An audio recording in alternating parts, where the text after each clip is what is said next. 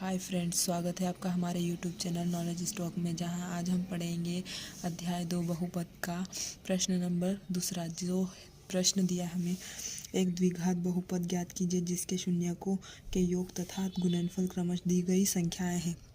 जिसमें पहला सवाल दिया है 1/4 - 1। ठीक है, तो इसमें हम सबसे पहले क्या करेंगे, ये वाला जो भाग होगा इसको हम अल्फ़ा प्लस बीटा मान लेंगे। तो अल्फ़ा प्लस बीटा इक्वल क्या होगा, 1/4 होगा।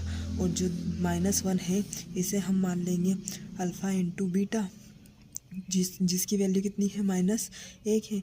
तो अब हमारा द्विघात बहुपद क्या होता है, द्विघात बहुपद का समीकरण होता है x² - alpha plus beta x plus alpha into beta equal 0 होता है। अब देखो x² तो वैसा ही रहेगा, अल्फ़ा प्लस बीटा की वैल्यू हमने कहाँ से रखी, यहाँ से। तो कितनी है, 1/4, और x वैसा का वैसा ही रहेगा।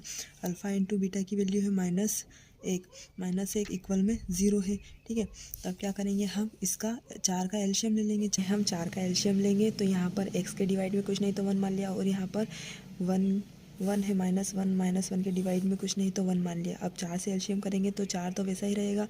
अगर 1 और 4 का हम एलसीएम लेंगे तो 4 रहेगा। अब क्या करेंगे, हम 1 का 4 से भाग देंगे तो 4 बचेगा, और 4 का 1 से गुणा करेंगे तो 4x² हो जाएगा माइनस। अब 4 का भाग हम 4 से देंगे तो 1, और 1 का गुणा हम 1 से करेंगे तो x बचेगा। अब यहाँ पर देखो, 4 का भाग हम 1 से देंगे तो 4 बचेगा, और 4 का गुणा हम 1 से करेंगे तो -4 इक्वल में 0। अब क्या करेंगे, जो हमारा डिवाइड में 4 है उसको हम इक्वल में लेके जाएंगे। 0 से हम 4 का गुणा करेंगे तो कितना आएगा, 0 आएगा। तो हमारी इक्वेशन बन जाएगी 4x² - x - 4 इक्वल 0। ये हमारा बहुपद समीकरण है। इसी प्रकार हमारा दूसरा सवाल दिया है कर्णी 2 और 1/3। अब इसमें अल्फ़ा क्या है हमारा, कर्णी 2, अल्फ़ा प्लस बीटा कितना है, कर्णी 2 है। अब अल्फ़ा इंटू बीटा कितना होगा, 1/3।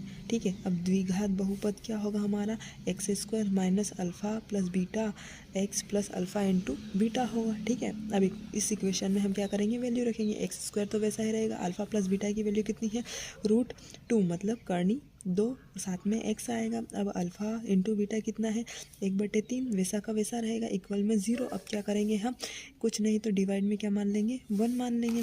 तो देखो 1 और 3 का एलसीएम लेंगे तो 3 होगा। अब देखो 3 को, जो ये 3 है इसको हम 1 से भाग देंगे तो कितना होगा, 3, और 3 का गुणा हम 1 से करेंगे तो कितना होगा, 3, और साथ में x², फिर साथ में माइनस। अब क्या करेंगे, हम 3 को भाग देंगे 1 से तो 3 होगा, और 3 का गुणा हम कर्णी 2 x से करेंगे तो कितना हो जाएगा, 3 कर्णी 2 x। ठीक है, अब यहाँ देखो 3 का 3 से भाग देंगे तो 1 होगा, और 1 का गुणा हम 1 से करेंगे तो 1 होगा। अब क्या करेंगे, यहाँ पर हम 3 का गुणा 0 से कर देंगे। ठीक है, 3 का गुणा 0 से करेंगे तो ये होगा 0। तो यहाँ पर बचेगी हमारी equation 3x² - 3 Karni 2 x plus 1 equal 0 बचेगा। यही हमारे द्विघात बहुपद का समीकरण से हम वैल्यू निकालेंगे। आई होप आपको वीडियो पसंद आया होगा। Thank you for watching.